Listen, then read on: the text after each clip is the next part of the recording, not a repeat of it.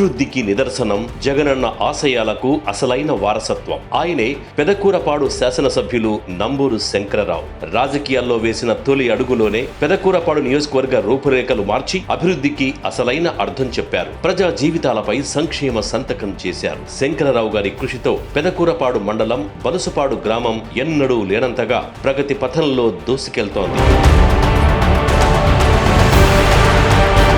ప్రతి ఇంట సంక్షేమ బావుట ఎగురుతోంది. బలుసుపాడు గ్రామంలో గత 5 ఏళ్లలో సుమారు 22 కోట్లతో అభివృద్ధి కార్యక్రమాలు, సంక్షేమ పథకాలు అమలయ్యాయి. గ్రామంలో సుమారు 1,25 లక్షల రూపాయలతో సీసీ రోడ్లు, డ్రైన్లు, అవసరమైన చోట్ల కల్వర్టులు నిర్మించారు. దీంతో ఎస్సీ, బీసీ కాలనీలు రూపు మార్చుకున్నాయి. బలుసుపాడులో 25 లక్షలతో గ్రామ సచివాలయం నిర్మించారు. 22 లక్షలతో రైతు భరోసా కేంద్రం నిర్మించారు. 18 లక్షలు ఖర్చు పెట్టి వైఎస్ఆర్ హెల్త్ క్లినిక్ నిర్మించారు. త్వరలో 16 లక్షలతో డిజిటల్ లైబ్రరీ ఏర్పాటు చేయబోతున్నారు. గత పాలకులు వదిలేసిన ఎస్సీ కమ్యూనిటీ హాల్ ను ఎమ్మెల్యే నంబూరు శంకరరావు పూర్తి చేశారు.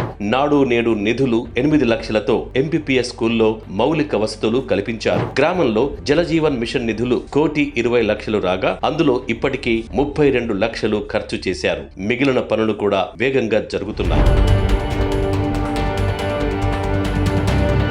బలుసుపాడులో ముఖ్యమంత్రి వైఎస్ జగన్మోహన్ రెడ్డి అందిస్తున్న నవరత్న సంక్షేమ పథకాల ద్వారా అర్హులకు 19,50 లక్షల లబ్ధి జరిగింది. జగనన్న అమ్మఒడి ద్వారా 1,11 లక్షలు తల్లుల ఖాతాల్లో జమయ్యాయి. జగనన్న విద్యా దీవెన, వసతి దీవెన ద్వారా విద్యార్థులకు 79 లక్షల లబ్ధి చేకూరింది. వైఎస్ఆర్ రైతు భరోసా ద్వారా 2,30 లక్షల రూపాయలు రైతుల ఖాతాల్లోకి చేరాయి. క్రాప్ ఇన్సూరెన్స్ రూపంలో 48 లక్షలు అందాయి. ఇన్పుట్ సబ్సిడీ, 0 వడ్డీ పంట రుణాల రూపంలో 30 లక్షలు అన్నదాతలకు అందాయి. వైఎస్ఆర్ పెన్షన్ కానుక ద్వారా 427 మంది అవ్వ తాతలు 5 ఏళ్లలో సుమారు 4,25 లక్షలు అందుకున్నారు. వైఎస్ఆర్ చేయూత ద్వారా 58 లక్షలు, వైఎస్ఆర్ ఆసరా ద్వారా 2,03 లక్షల లబ్ధి అక్క చెల్లెమ్మలకు అందింది. కాపు నేస్తం ద్వారా 16 లక్షలు, ఈబీసీ నేస్తం ద్వారా 13 లక్షలు, వైఎస్ఆర్ బీమా ద్వారా 18 లక్షలు అందాయి. వైఎస్ఆర్ ఆరోగ్యశ్రీ ద్వారా 44 లక్షల లబ్ధి అందింది. ఇళ్ల స్థలాల రూపంలో 137 మందికి 3,37 లక్షల మేర లబ్ధి జరిగింది. జగనన్న విద్యా కానుక ద్వారా 10 లక్షలు, జగనన్న గోరుముద్ద ద్వారా 15 లక్షలు, వైఎస్ఆర్ సంపూర్ణ పోషణ ద్వారా 27 లక్షల లబ్ధి చేకూరింది.